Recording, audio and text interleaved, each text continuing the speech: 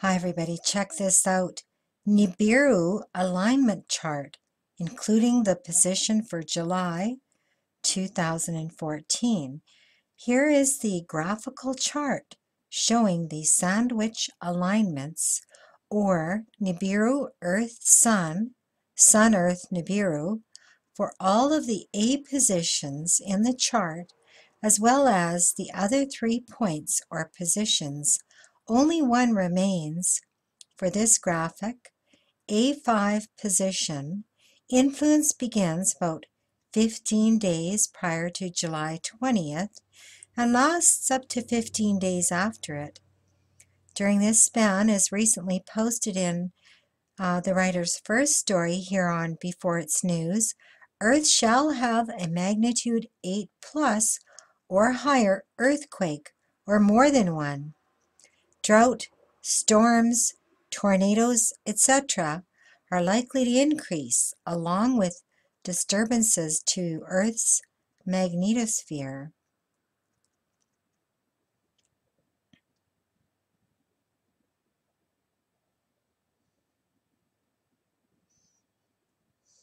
And then they've got Hercolubus on here as well. Hercolubus, aka Red Dragon.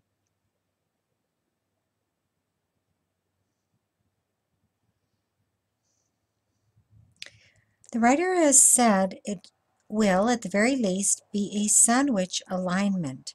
Nibiru Earth-Sun, Sun-Earth Nibiru. That's a given at the very least, but if not, then it's the crossing or passage for this planet of the cross. Over on the Sci Extras site, when they had it up until last month, they've also said that if the crossing didn't take place this year, it could be late August or early September of 2015, and if not, then I was at a loss as to when.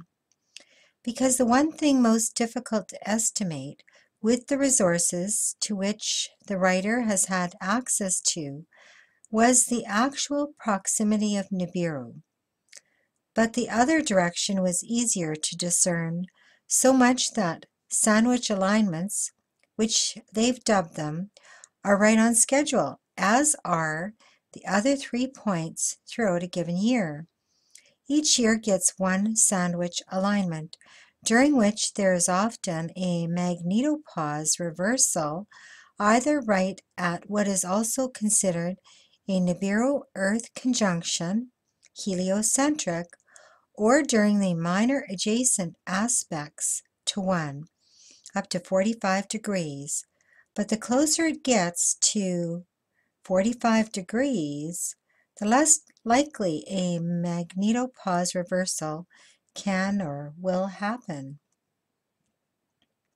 Nevertheless, July 2014 will be seen as the strongest Nibiru-Earth heliocentric aspect for the year. They fully expect most of the supervolcanoes to be active. We'll see earthquake swarms at Yellowstone once more than at the previous 90-degree aspect, which took place in late March. And don't be surprised if the sun doesn't pop off some X-class flares. I think most following Nibiru are familiar by now with what it brings at these alignments: drought, earthquakes, heat wave, blizzards, tornadoes, sinkholes, severe storms, lightning, high winds, and so on. Some of those more prevalent or likely depending on the time of year.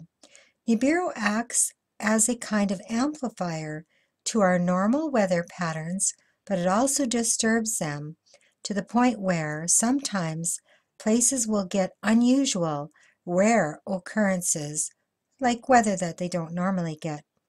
Nibiru makes things erratic or intensified. So the period of time that they're talking about is July 5th to August the 4th. And in Canada here, that's the time of the summer that most families are on their summer vacation. And they've got these previous alignments and the corresponding earthquakes here. May 24th, the Sea of Och, anyhow. April 11th, 2012, on west coast of northern Sumatra, 2 of them. March 11th, of course, 2011, in Japan, where the Fukushima disaster occurred. February 27th, 2010, the 8.8 in Chile. So thank you so much for watching this video. I'll post a link below, and if you like my channel, please subscribe and follow me on Facebook. Thanks for watching.